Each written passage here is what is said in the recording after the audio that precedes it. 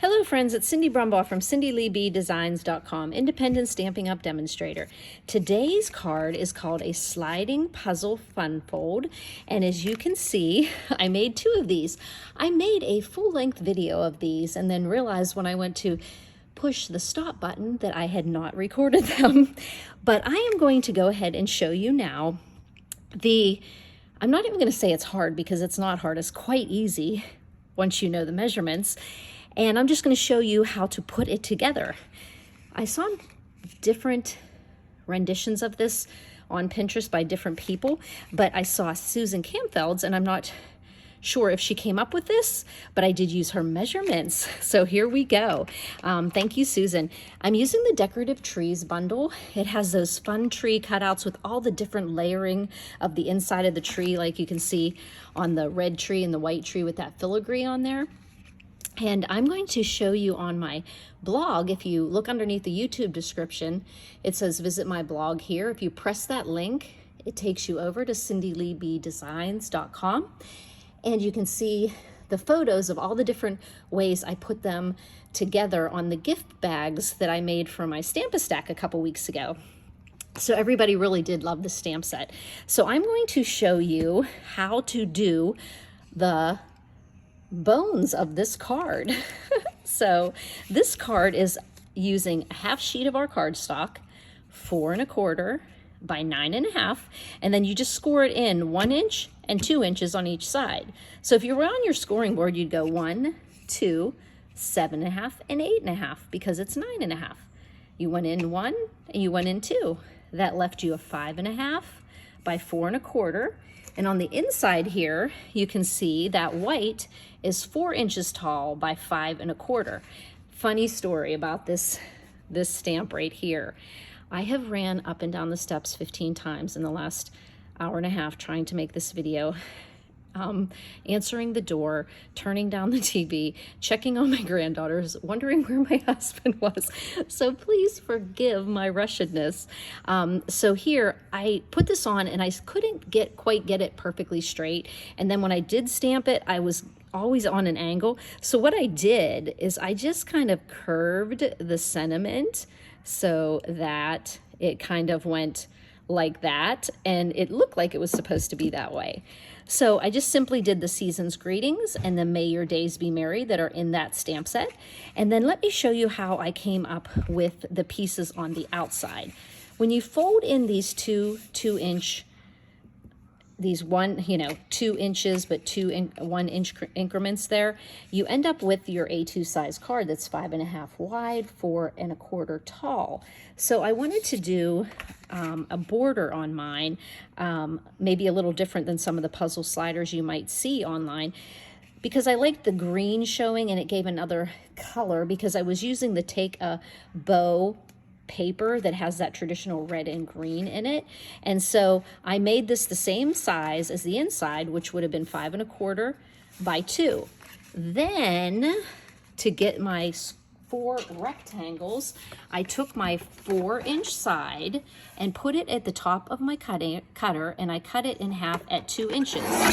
Then I just layered them on top of each other, and then you can either choose the 2 1/4 measurement or the 3. It doesn't matter, because whatever one you make, when you cut them at the same time, you'll have the other one, right? So I cut it at 3, and then I like to put the longer rectangle down here and the other ones here. So you can see how it goes together like that. So then I had to do some adding and subtracting and multiplying till I got what I wanted to be cutting all at one time. Now I'm going to use that's all, folks. Both sides of the DSP. You could use various scraps of different pieces of paper you have once you know the measurements, because this one is going to be 1 3/4, 1 3/4, 1 3/4, 1 3/4 tall, because they're all 2 inches. But this one's 2 1/4, so it would need 2 inches wide, and this one is 3 inches, so it'll need 2 3/4 wide. So I just added 2 and then 2 3/4, and I got 4 3/4. And then I doubled what I needed here, which was 1 3/4 1 3/4, and I got 3 1/2. So now we're just going to do that. We're going to put this piece, now remember, this piece is 3 1/2 by 4 3/4. So I'm putting the 3 1/2 side up there, and I'm cutting it in half at 1 3/4. I'm layering them just like I did on the red card. Now remember, the red pieces were 2 1/4 and 3 to equal 5 1/4. So I'm just going to cut at 2, and that is going to, I'm going to make sure it's nice and even. That's going to leave me at 2, and then I should have 2 3/4 here, right? Yes. Okay. Now, because I wanted to, I'm just going to go ahead and put the green on here, and I'm going to turn my peppermint this way, okay? And those are going to fit onto my card base.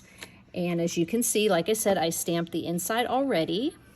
And then all you have to do is layer these. And I'm going to go ahead and do that, okay?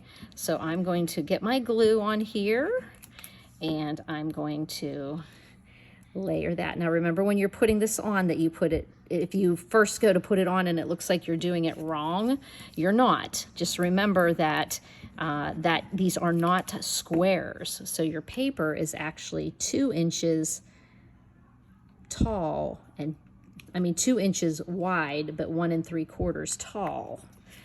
Like, it looks like it's a square, but it's not. And so we're gonna pop that one on there. We're gonna look up and make sure that I'm recording, and I am. I can hear my granddaughters on the porch watching their little bear. I am keeping them for a few days while their little sister Lily is coming home from the hospital. And so we are going to go ahead, and I'm going to show you how I put these on here. I'm going to put, I know that I need a 1/4 inch border on the top and the sides. So I kind of can view that. I can kind of gauge that with my eyes, okay? Eyeball it there. Now I'm going to want to put the, before I do that though, I'm going to go ahead and put a piece of white in there so that you can see. I'm going to put that white in there so that I want to show you the trick here. You do want to make sure that, when you do this, that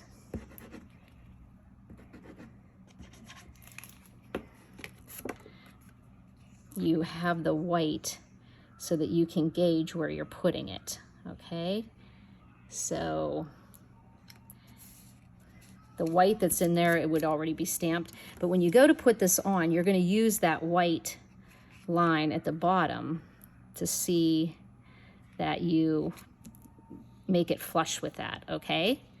And then you'll do this one and line it up on the side and also up at the white. See how that covers the white on the top and the bottom. And then you pop this one up here. And again, you want to make sure your white is covered, and then you give yourself that 1/4 inch there. And I might be able to push that over a little bit. I have to turn it upside down. I hope you can still figure out what I'm doing here. I'm making sure the white is covered. And I kind of got this on here a little bit crooked, but we're just gonna go with it. I'm lining up so that my red is flush and my red is also covering up that white. And then your card pops in. Now, if you, the nice thing about putting the border on these is that if they kind of, you know, actually it moved because it was still, the glue wasn't dry yet, make sure. The nice thing about this is that if you're a little bit off, it all comes together nicely because of the border around it. because we're just not perfect in exactly our measurements. Maybe we're off a little bit more here, but that is the basis of your card. And then I just popped on a tree. Let me see if I have another tree here to show you. I actually have this really pretty white tree here, but I would just layer another tree under it, because see, like, you can cut out. So if I put this on here, and you would see it layered that way. And on this one was white, and then I just added some embellishments after I put that red filigree. So as you can see, it's a really simple card, and you can use all kinds of different patterns, as I said before, but really it's so simple. You just took your card, and it was 9.5 by 4.25, and you scored 1, 2, and 7.5, 8.5. So you had those sections. They fold in, and then your red piece that you started out with was 5.25 by 4. We put it in our trimmer and we cut it at 2. We stack them on top of each other, and you can cut either at 3 and have 2.5 fall off, or you can cut it at 2.25, or you could cut it 2.25 and 3 falls off, and then you just stagger them the way you want them. As I said, I like to have one of the longer rectangles on the bottom of this side here. If you put it on this side, you would maybe put your focal point there. And then for your DSP, if you're going to use both sides of one piece of paper, you're going to start out with a 3.5 by 2.75 plus 2, 4.75. So your DSP was 3.5 tall and 4.75 wide. Turn it so the 3.5 is up. Cut it at 1.75. Then you have 2 pieces that are 1.75, 1.75. Stack them on top of each other, twist them into your cutter, and then you can cut at 2 inches, and that'll give you these 2. And then what falls off is 2.75, which are these 2. I will show a diagram of that. It's very easy to do. And then you just put that together, find your focal point. On this one, as you can see, I just put a little piece of green to really pop that sentiment off the red. And on this one, since I had the green, I put a red and put it on there. So I feel like I've been with you for at least 2 hours making these cards, but I know it was real quick results of getting this puzzle fold together. But I know you can figure out the stamping, and you can figure out putting the layering of the tree. So thank you for spending this little bit of time with me, and all is well at the Brumbaugh with our 2 new babies in the last 2 months. And God bless us all, everyone, and God bless you. Thanks for buzzing by, friends.